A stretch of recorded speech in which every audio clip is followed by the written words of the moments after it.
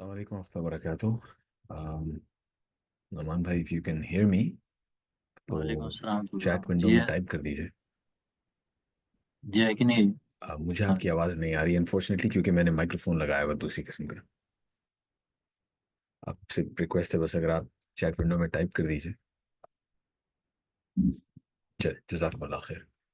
ठीक है, अल्हम्दुलिल्लाह।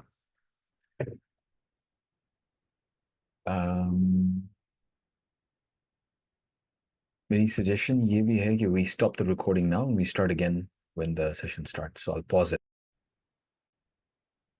अल्हम्दुलिल्लाह वस्सलातु वस्सलामु अला रसूलिल्लाह।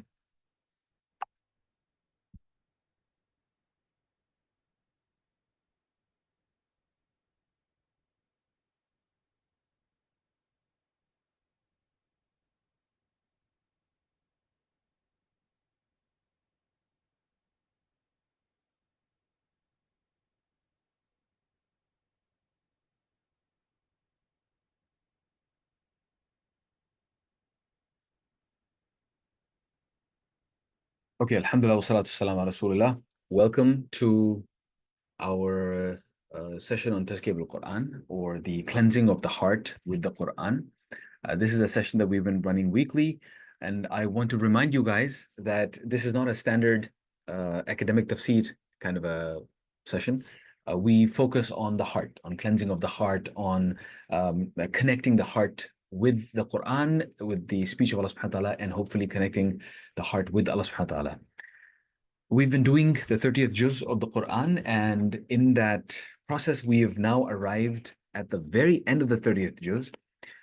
Today, inshallah, we'll be doing Surah Al-Falaq. And last week, we did Surah Al-Ikhlas. So let's start, as always, with a review of what we did last week. In Surah Al-Ikhlas, we learned the lessons that we got from it for our hearts were, number one, the fact that there is a God is discovered through rational thought, but the knowledge of who the God is, Allah subhanahu wa ta'ala is like, his details, that has to come through revelation.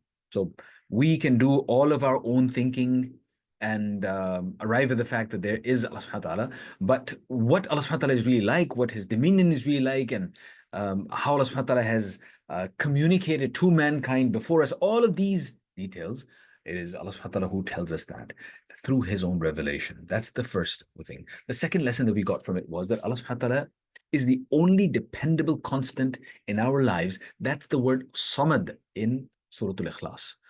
He subhanahu wa ta'ala is the only dependable constant in our lives that we turn to.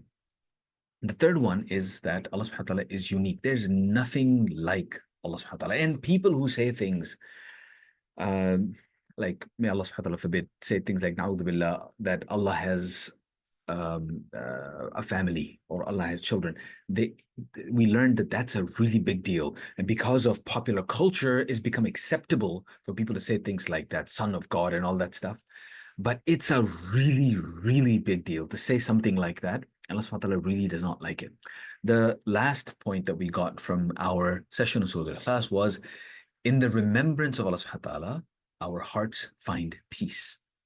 That was Surah Al-Ikhlas. And that leads us directly into the surah that we're going to do today, which is Surah Al-Falaq. But I want you to understand that Surah Al-Falaq was revealed together with Surah An-Nas. The last two surahs of the Quran were revealed together. I will only do Surah Al-Falaq with you today. Inshallah, next week we will do Surah Al-Nas.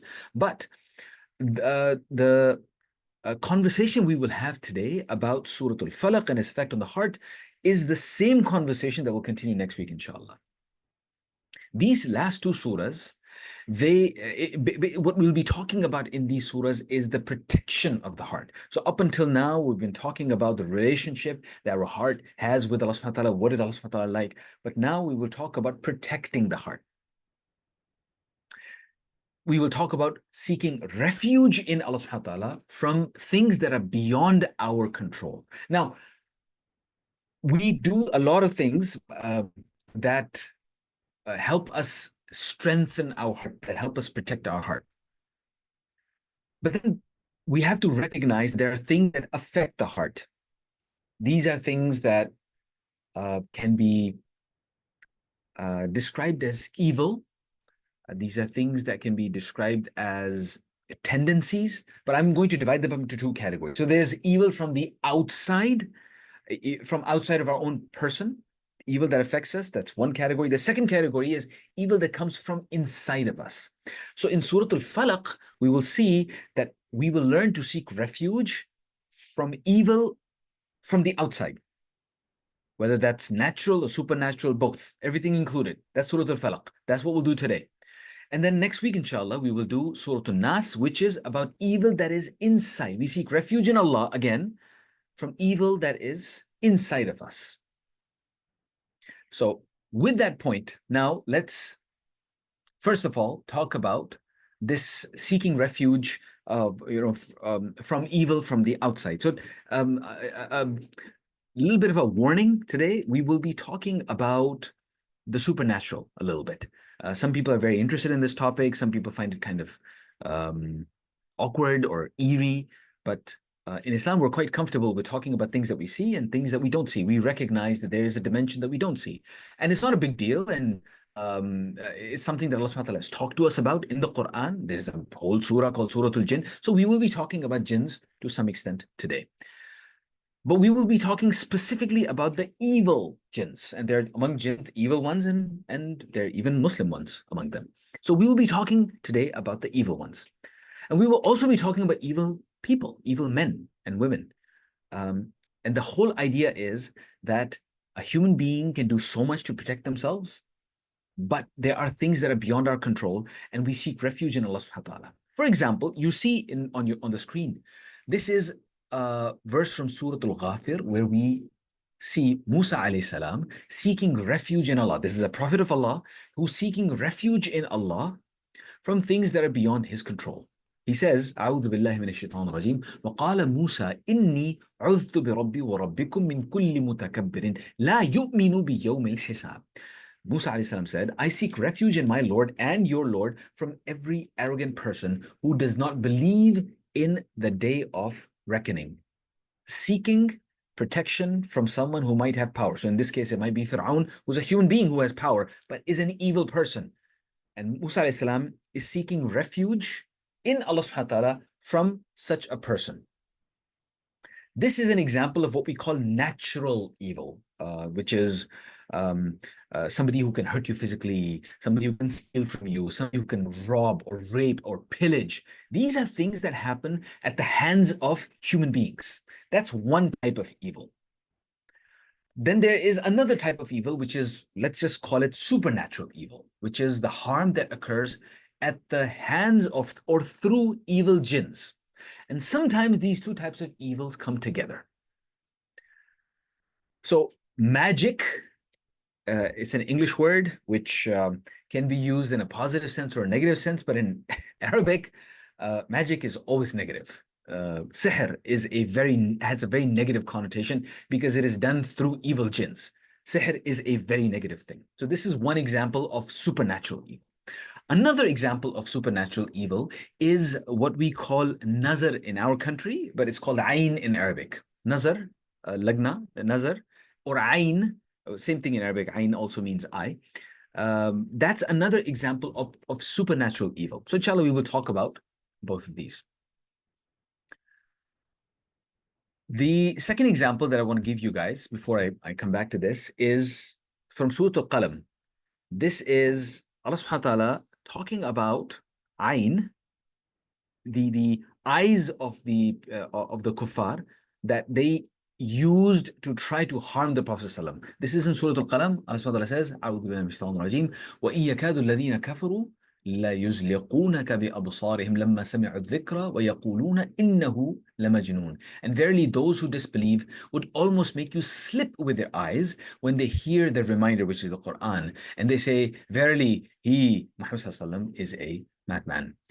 When this thing about to make you slip with your eye, Nazar or ayn is something which the Prophet ﷺ taught us is true. It actually happens. It can affect people, and it involves jealousy, but a certain type of jealousy. In English, we use the term jealousy to describe something that can be benign as well. That, oh, I feel jealous because you have something or you look nice. I feel jealous about that.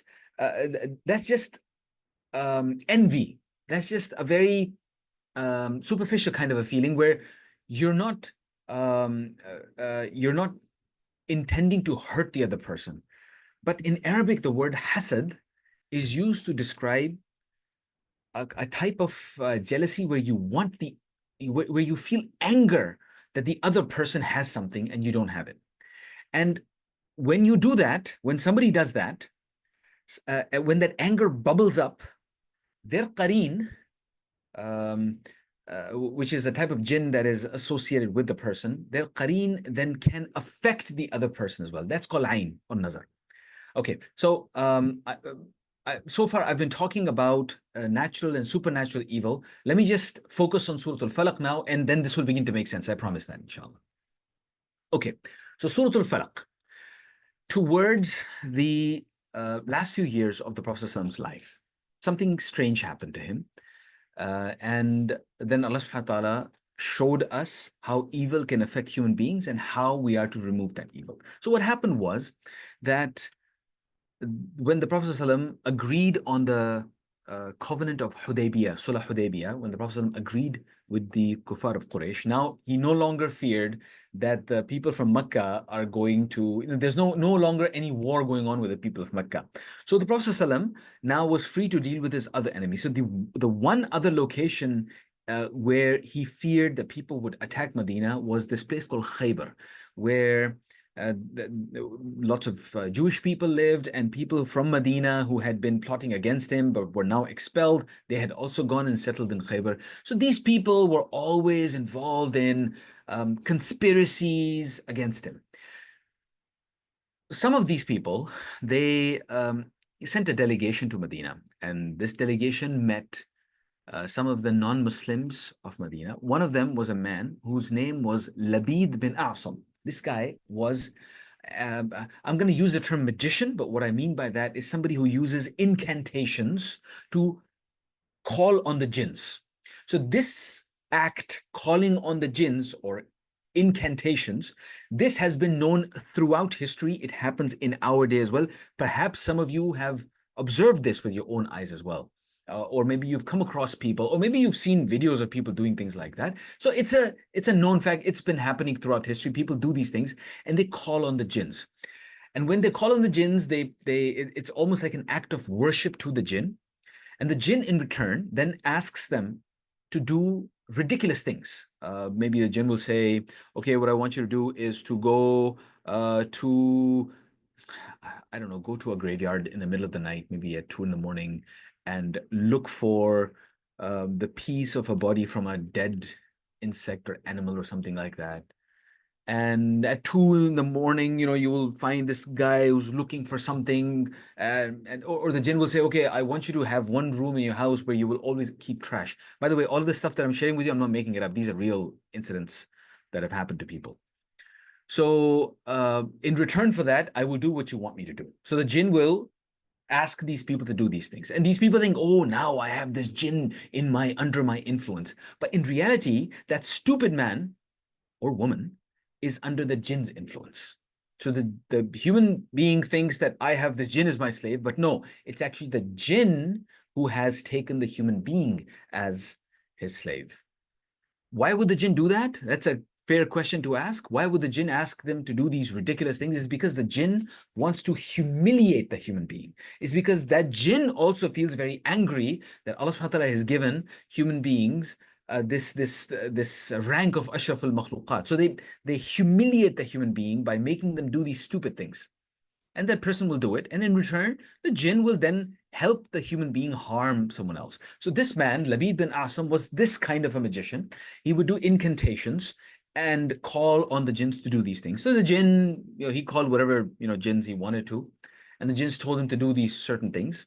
And the way this magic thing was done was that this man, Labid bin Asam, contacted someone who was not a Muslim, but was a servant of the Prophet ﷺ, and he asked him to bring him some part of the body, like usually it's the hair, so something that could be used to identify the Prophet ﷺ. It seems, and I don't know enough about it, I'm not really interested in these things, but for those who have really studied this, they say that it is used to identify that human being. So maybe a piece of hair, or some other part of the body, maybe nails or something, is then used to help the jinn identify the person.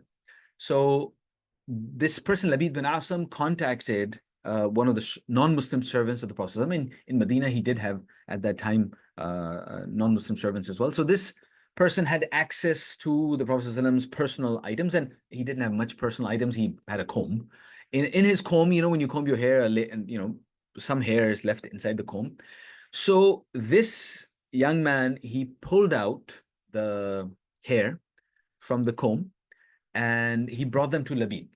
So Labid then did the incantation, and he had some item on which he tied, after saying something in tongues, he tied each of those hairs. It seems that there were 11 of them, or there were 11 knots or something like that. And this is something that we have from an authentic narration. So he tied them up, and then he put them in a well. This was I believe it was a well of Bani Zurayq or something like that, some distance away, some old well that they didn't use anymore. And inside the well, there was a stone, and under the stone, he put this item with the hair of the Prophet. Now, the expectation was that this would deeply affect the Prophet and it would hurt him. But as you know, Allah subhanahu wa ta'ala has protected the Prophet, so he was largely protected, but he did feel an effect. And this is something that Allah subhanahu wa ta'ala did to show the rest of us how we may be able to protect ourselves if something like this happens. So anyway, the Prophet felt something unusual. He felt that he thought he had taken care of a chore around the house, but he actually hadn't. And he was not a forgetful person like that. So he felt that this is unusual. Why is this happening? And obviously, he must have made dua to Allah subhanahu wa ta'ala. Why is this happening? And one night, when he went to sleep, and the Prophet was such that he used to sleep, but his heart would be awake. So he went to sleep, and he saw two angels. One angel sat close to where his head was. The other angel sat close to his feet. And these angels started talking to each other. And their conversation was such that it was about the Prophet ﷺ, and these angels were discussing this situation that the Prophet ﷺ was in. So one angel asked the other angel, this is a detailed hadith, and if you want, you can read it. I'll summarize it because of the little time that we have.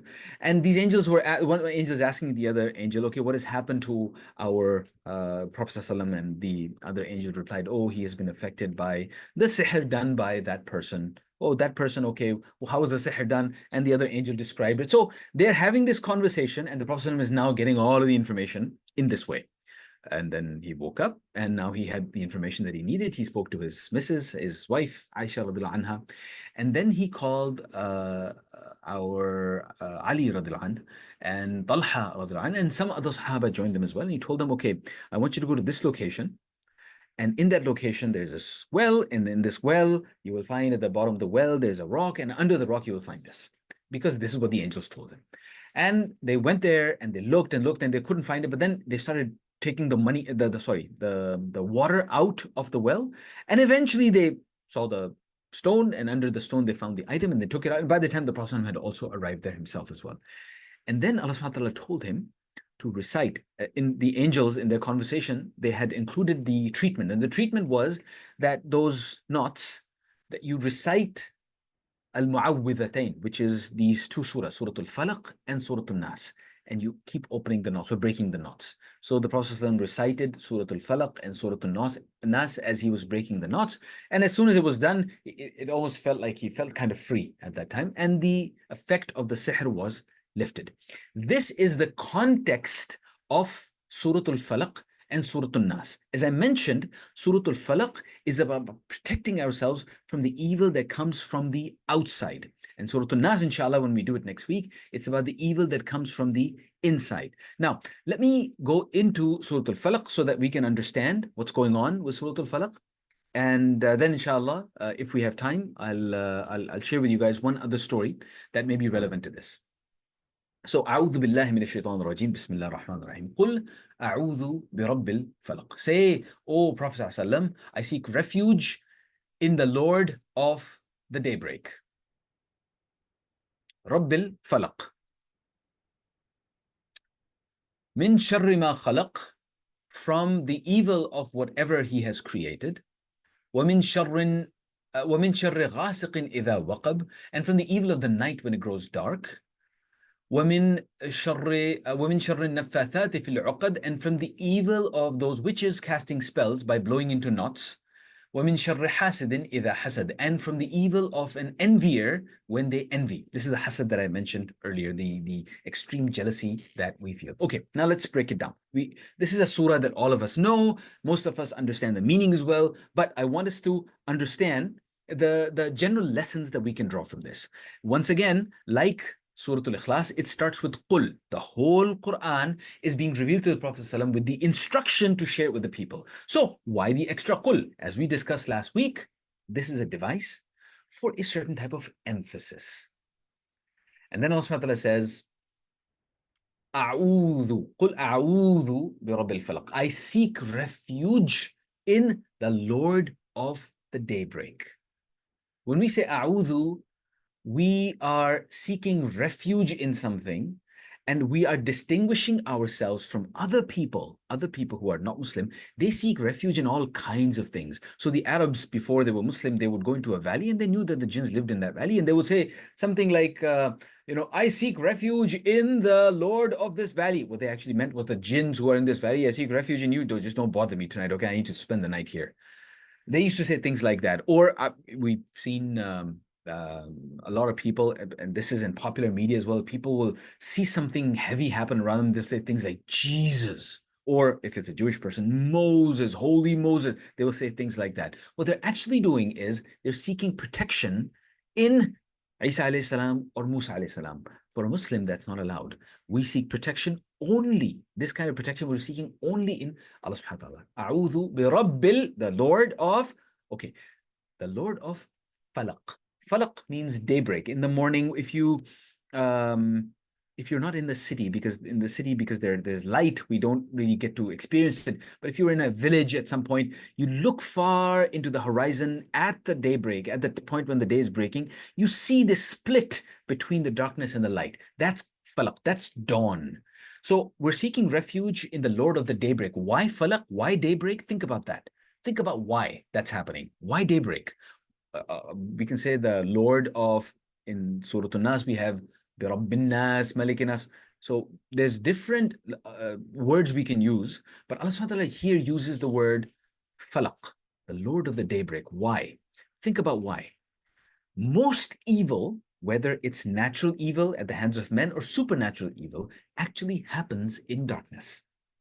Whether it's crime, most crimes are committed in the dark, or it is the effects of sihr and jinn. Most of these things happen in the dark. That's at night. And at daybreak, their effect loses power. So we're seeking refuge in the Lord of the daybreak, the Lord of the time at which all of these, this evil is eliminated. From what? Okay, now after that, there are three things.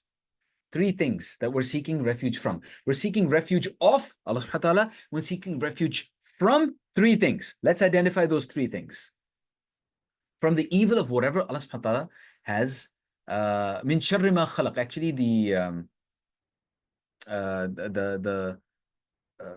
whatever evil has been created, we generally, out of respect, we generally recognize that there is evil, and that Allah subhanahu wa ta'ala has it here for a reason. But out of adab, out of good manners, we do not associate the evil with Allah subhanahu wa ta'ala. So this is, we seek refuge in Allah subhanahu wa ta'ala from the evil that has been created.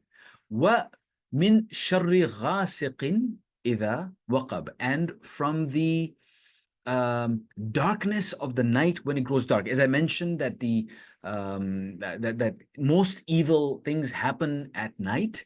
So when the night becomes particularly dark, we're seeking refuge in Allah subhanahu wa ta'ala from that. The second one is then وَمِن شَرِّ النَّفَّاثَاتِ فِي الْعُقَدِ, and the evil of those witches casting spells by blowing into knots. Now, in this case, the word witch is used. Recognize that we're not just talking about women who are witches, we're also talking about men who are like witches. But because the most common manifestation of a witch is a female, that's why the female word is used here. But otherwise, this is a general term which is used to describe anyone who is involved in magic. And this is how this magic is done. I just described Labid bin A'sam, but this is how magicians do these things. They blow. Now, this blowing, by the way, is a special type of blowing, which is called nafath. Nafath. Nun, fa, and tha. In Arabic, there are two different words for, actually, let's just say there are three different words for blowing air out of our mouth. There's one word where you're literally spitting, you're spitting out. So this is not that word. Then there's another word for blowing, which is, this is not that word either. That's nafakh.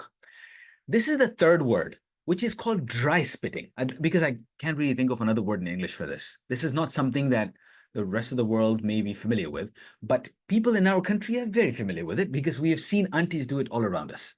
This is the dry spitting.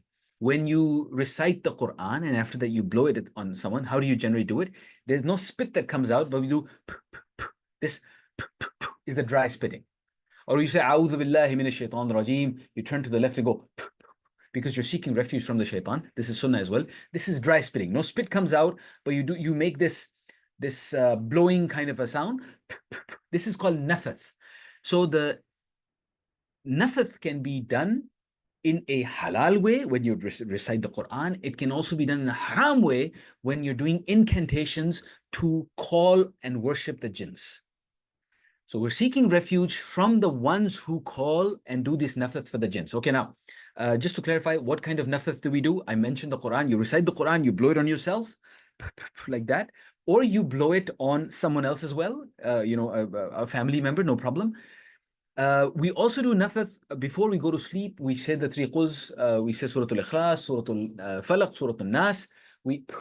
Before that, we blow into our hands, we say these three, and then we rub them all over our body. This is also sunnah. That's nafath. I gave some examples of halal nafath. Then there's haram nafath, which I cannot give you examples of, but you know how it must happen. And we're just seeking refuge from that. Blowing into knots. Now, again, this is something that magicians do, knots, this whole knots thing, and how it's done or why it's done, that's not my expertise. I just know that we need to seek refuge from this, and that refuge then protects us. This is the extra protection that we need. Let me also explain why extra protection. There's normal protection. If we keep our body clean, number one, we keep remembering Allah subhanahu wa ta'ala, we say our daily prayers, we recite the Quran regularly, we keep a check on our hearts from the diseases of the heart, inshallah, we're fine. We're protected. Allah subhanahu wa ta'ala protects us. Extra protection is when we, let's say, do Surah Al-Falaq and Surah Al-Nas after Fajr, early in the morning. We do it again at Maghrib time. That's extra. Before you go to sleep, you do that. That's extra protection. This gives us extra protection, especially when there's a possibility that someone might be trying to hurt us. There are human beings who join hands with jinns to hurt other people. Unfortunately, there are people who are like that. We just have to be aware of that fact. And that's why we need the extra protection. Last verse here is وَمِن شَرِّ حَاسِدٍ إِذَا حَسَدٍ, and from the evil of an envier when they envy. So this is something I'd like us to double click on and think about that a little bit, because this envy, this is not the normal type of envy. This is a type of jealousy which is exceptional. Because when we want something that someone else has, That's not haram by itself. It's not great, but it's not haram. In Arabic, the word hasad, and we use it in our language as well, this is the burning sensation in the heart over irritation that someone else has something. That burning sensation in the heart consumes us. Think about that, my brother and sister, think about that. What does it matter to you that Allah subhanahu wa ta'ala gave someone else something? Why do we let it matter to us? In general, we are not held accountable for things that we think of doing. Until we actually do an evil, we're not held accountable for that. But there are some exceptions, including hasad. If you have hasad, you have this burning sensation that someone else has been given something, that is considered a sin.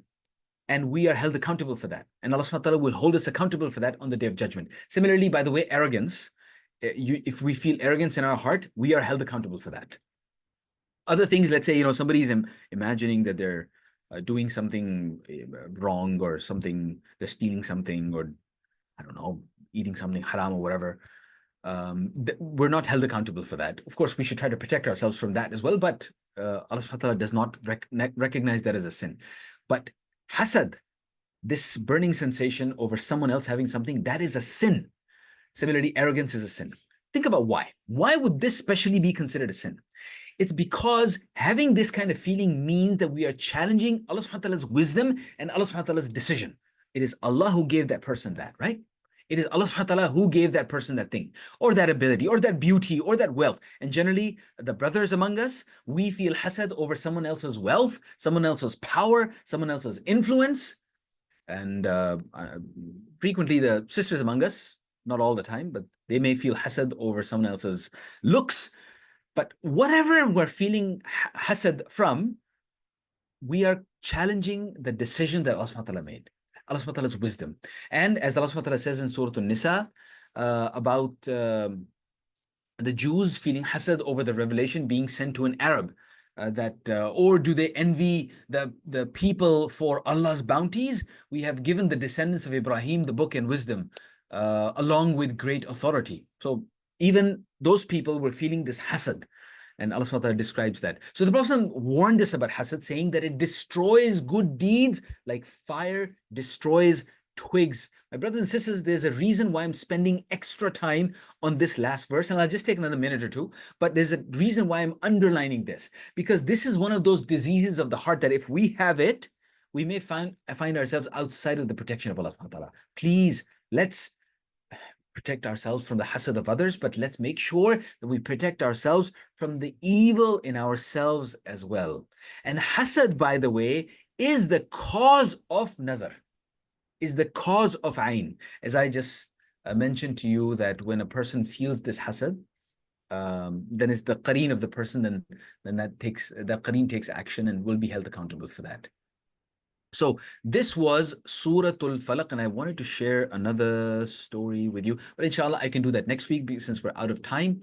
And in case I forget, please remind me. I'll share a story with you of Abdullah bin Mas'ud, who actually saw the Prophet ﷺ preaching to the jinns and what the jinns were like. Inshallah, next week, remind me, and I will do that. Today, let's wrap up our conversation with some lessons that we got from today. Number one, evil can affect the heart of a person from outside and from inside the person, number one. Number two, we said we protect ourselves by keeping ourselves clean, remembering Allah subhanahu wa ta'ala, reciting the Quran, and keeping a check on our hearts. Hasad, remember, hasad and kibr. We don't want to do that because that will leave us outside the protection of Allah subhanahu wa ta'ala. Okay. However, this protection must be strengthened with dua. And Surah Al-Falaq is a dua in the form of these two surahs. So Surah Al-Falaq and Surah Al-Nas, these are du'as. The last point is evil is weak and it is always destroyed in the end. جاء الحق وزهق الباطل إن الباطل كان زهوقا. So the believer has to be persistent in seeking Allah subhanahu wa ta'ala's refuge and being patient while being tested. So with that, I'm going to leave you with a homework and make dua that Allah subhanahu wa ta'ala may protect all of you and me as well from the evil that exists outside of us and the evil that we might have inside of us. May Allah subhanahu wa ta'ala accept from us. Inshallah, I will see you guys next week on Saturday. Assalamu alaikum wa rahmatullah.